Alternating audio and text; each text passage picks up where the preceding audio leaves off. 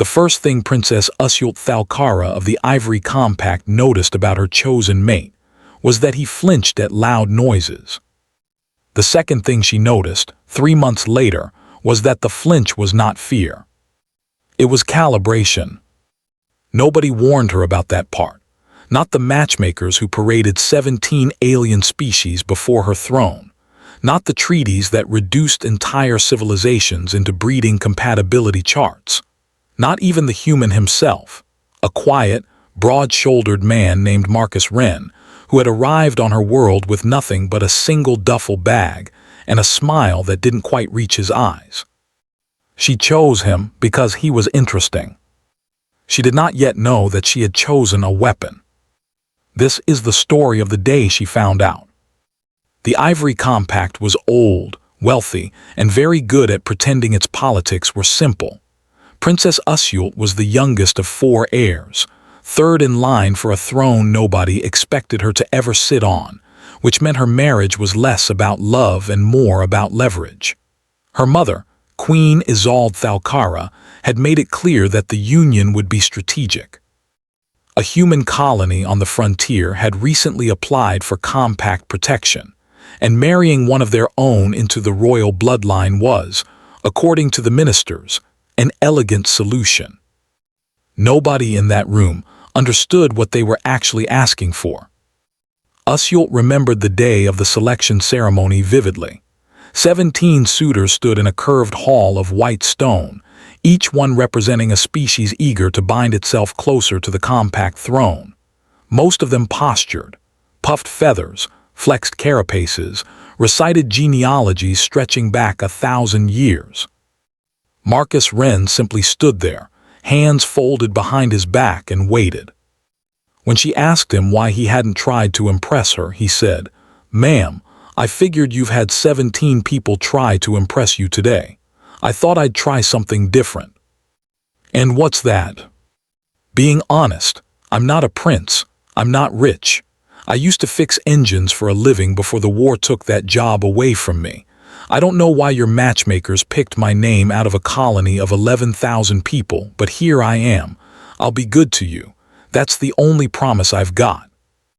She chose him that same hour, mostly out of spite toward the ministers who had expected her to pick someone useful. She did not know, could not have known, that the colony records the compact ministers had reviewed were incomplete. That somewhere between the war's end and the colony's founding, an entire military classification had been quietly redacted from every file that crossed compact desks. That the phrase used to fix engines was, technically, not a lie. It just wasn't the whole truth. The wedding was small by royal standards, which meant only 4,000 guests instead of 40. Marcus stood at the altar in a borrowed formal coat that didn't quite fit his shoulders, and Usylt remembered thinking, absurdly, that he looked like a man trying very hard to take up less space than his body wanted to. She would understand that instinct much better in 6 months' time. Their early marriage was, against every prediction the ministers had made, genuinely happy. Marcus was patient, funny in a dry, understated way that took her weeks to learn to catch, and endlessly curious about her world.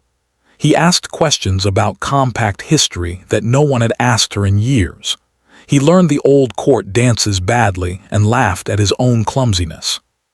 He held her hand under the table during the long, boring diplomatic dinners and squeezed it twice whenever a minister said something particularly absurd, a private joke between the two of them that made the endless ceremony bearable. She loved him before she understood him. That was, in hindsight, exactly how the compact ministers had planned it.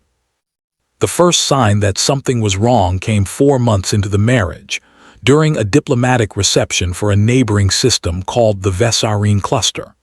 The Vessarine ambassador, a tall, chitinous being named Hask Dorai, had been growing increasingly aggressive in trade negotiations, pushing the compact for concessions that bordered on insulting.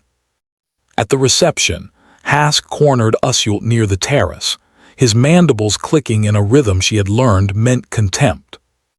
"Your Highness chose an interesting pet," he said, gesturing toward Marcus, who stood 20 feet away, quietly refilling drinks for a group of junior diplomats. A colonist. How quaint. I understand his species couldn't even win their own war. They ended it, Usylt said coolly. There's a difference between losing and choosing to stop. Hask's mandibles clicked again, amused. Is that what they told you? Your Highness, I have read the full unredacted archive of that conflict. The Compact's records are generous in their omissions. What do you mean? Hask smiled, an expression his species had clearly borrowed from watching humans and never quite mastered. Ask your husband what division he served in. Ask him what the Ashfall Accords actually banned. See if he answers. He walked away before she could respond, leaving her standing on the terrace with a knot forming in her stomach that would not loosen for the rest of the night. She asked Marcus that evening, in the quiet of their private chambers, trying to keep her voice light. What division did you serve in during the war? Something in his face changed. Not fear, not guilt. Something more careful than either, like a man double-checking a door was locked before answering a question he'd hoped never to hear. Logistics, he said. Engine repair mostly, like I told you. Marcus. Usylt. I need you to actually answer me. He was quiet for a long moment, sitting on the edge of their bed with his hands loosely clasped, and when he finally spoke, his voice had dropped into a register she had never heard from him before, flat and careful, and utterly without the warmth she had fallen in love with. There's a reason the peace treaty that ended the war had a clause banning something called Ashfall Doctrine soldiers from ever serving in active combat again, he said. There's a reason my colony's records only go back to the year the treaty was signed, and nothing before. It's not because we're hiding something shameful. It's because what came before was classified so deep that even most of my own government forgot it existed within a generation. What are you? Usylt whispered. Marcus looked at his hands, the same hands that had held hers under 100 boring dinner tables, that had learned court dances badly just to make her laugh. I was built, he said, before I was born, genetically, neurologically. My entire generation was designed in a lab to end a war that was killing my species by the millions. They called us Ashfall units. We weren't soldiers exactly. We were weapons platforms wearing human faces. Because the enemy at the time couldn't bring themselves to fire on something that looked and talked and bled like a person. That was the whole design philosophy. Make the weapon impossible to shoot at. The room felt very cold and very quiet. How many of you were there? She asked. 400, Marcus said. We ended the war in 6 weeks. After that, the peace treaty required every one of us to be decommissioned or resettled somewhere we could never be weaponized again. Most of us chose resettlement. We wanted to just be people. I built a life-fixing engines because I was good with my hands, and it let me forget for a few hours a day what those hands used to be for. And the matchmakers didn't know. The matchmakers saw a colonist with clean records and a decent smile, Marcus said. The treaty sealed our classification so deep that even our own government mostly forgot we existed. I didn't lie to you, Usylt. I just never got asked the right question. Until tonight. Usylt sat down across from him, her mind racing through 4 months of quiet dinners, court dances, and private jokes, trying to reconcile the man she had fallen in love with against the thing he had just described. Are you dangerous? She asked quietly. Marcus met her eyes, and for the first time since she had known him, she saw something old and tired behind the warmth, something that had seen things she would never fully understand. Yes, he said simply, but I have spent every day since the war choosing not to be. That's the part the treaty never understood. They thought decommissioning meant switching something off. It doesn't work like that. I'm still exactly what I was built to be. I just decide every single day to be something else instead. She should have been afraid. Some distant, rational part of her mind insisted that she should be afraid. Instead, she reached across the space between them and took his hand. "Then keep choosing," she said. "Every day I'll be here." 3 weeks later, the choice was made for both of them. The Vessarine cluster launched a surprise assault on the Compact's outer colonies, timed precisely to a diplomatic summit where half the Compact's ruling council, including Queen Isolde, was gathered on a lightly defended station called Oral Reach. Usylt was there too, so was Marcus. The attack came in 3 waves, boarding parties cutting through station corridors with brutal efficiency, and within minutes, it became clear that Hask-Dorai's earlier insults had been more than diplomatic posturing.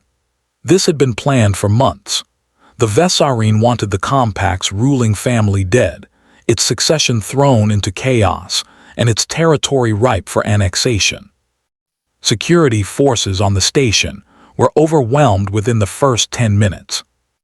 Marcus went very still the moment the alarms began, his eyes losing their usual warmth and settling into something flat and focused, and Usylt watched, heart hammering, as the man she had married quietly, deliberately, set aside every ounce of the gentleness she had fallen in love with.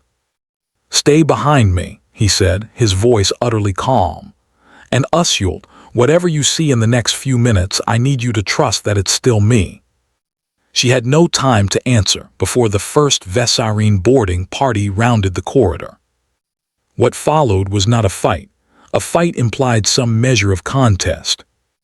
Marcus moved through the corridor like something that had been designed, at a cellular level, for exactly this purpose, disarming and disabling 6 armed Vessarine soldiers in the time it took Usylt to draw a single breath, his movements precise and utterly without wasted motion, more surgical than violent, more devastating for how controlled it was. He did not kill unless killing was the only option left. She noticed that, even through her own terror, he was choosing in the middle of a battle exactly the way he had told her he chose every day. Word spread through the station in minutes. The princess's human husband was clearing corridors faster than the Compact's own trained guard. By the time they reached the command deck, where Hask-Dorai himself stood over a cornered, wounded queen, Isolde with a weapon raised, Marcus was already moving before Usylt's mind had caught up with the danger.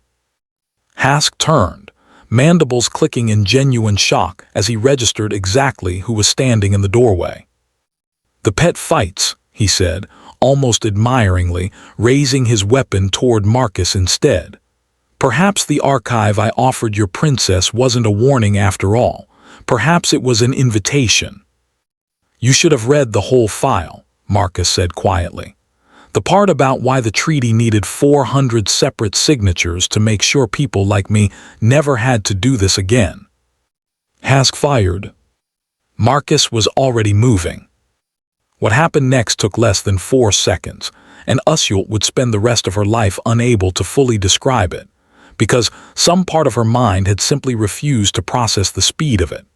Hask-Dorai ended the encounter disarmed, restrained, and very much alive, because Marcus, even in the heat of the single most violent moment of his adult life, had made the same choice he made every single day.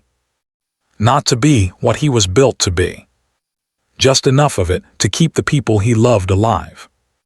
Queen Isolde stared up at the man who had just saved her life, blood on his knuckles and something ancient and exhausted in his eyes, and said the only thing that came to mind. "What are you?" Marcus knelt beside her, helping her to her feet with the same gentle care he'd once used teaching her daughter court dances badly. "Your Majesty," he said quietly, "I'm your daughter's husband. Everything else is just something I used to be." The aftermath took weeks to untangle. The Vessarine assault was repelled, Hask-Dorai was handed over for tribunal, and the Compact Council, shaken by how close they had come to losing their entire ruling line, opened a full and uncomfortable investigation into exactly how deep the old treaty's classifications ran. What they found humbled every minister who had once called Marcus's colony quaint. 400 HFY units, scattered quietly across a dozen systems, living unremarkable lives as mechanics and teachers and fishermen, every one of them capable of ending a war in an afternoon, every one of them choosing, day after day, not to. Queen Isolde summoned Marcus privately, weeks later, once the chaos had settled into something resembling peace. "The Council wants to offer you a formal military commission," she said. "Head of Royal Security, it would be an enormous honor." Marcus was quiet for a long moment, standing in the same white stone hall where he had first stood among 16 other suitors and simply waited. "With respect, Your Majesty, no," he said. "I didn't marry your daughter to become a weapon again. I married her because for the first time since the war, someone looked at me and saw a person first." Isolde studied him for a long moment, something like genuine respect settling into her ancient features. "And if the danger comes again, then I'll choose the same way I choose every day," Marcus said. "But I'd like to spend the time in between just being her husband, if that's all right with your council." That evening, Usylt found him on the terrace where Hask Dorai had first planted his poison question, looking out at the same stars that had once seemed simple to her. "You could have taken the commission," she said, sitting beside him. "It would have made the ministers happy." "The ministers were happy with a lie for 4 months," Marcus said. "I'd rather they be uncomfortable with the truth." "And what's the truth?" He took her hand, the same gentle grip that had first made her fall for him. 400 small daily choices layered over whatever violent thing had been built into his blood before he was ever given the chance to choose anything at all. "The truth is I was made to be a weapon," Marcus said. "But every single day since, I've chosen to be your husband instead. That's not going to change, no matter what the archives say about what I used to be." Usylt leaned her head against his shoulder, watching the stars, thinking of the 17 suitors who had postured and preened and told her nothing true at all, and of the one quiet man who had simply waited and told her only what he thought was safe, until the truth found her anyway. "Good," she said softly. "Keep choosing, I'll be right here." Below them, the compact court whispered new rumors into the dark. Stories of a colonist husband who moved like a legend and fought like a nightmare and loved, above everything else, like an ordinary man who had simply decided every single day that ordinary was worth choosing.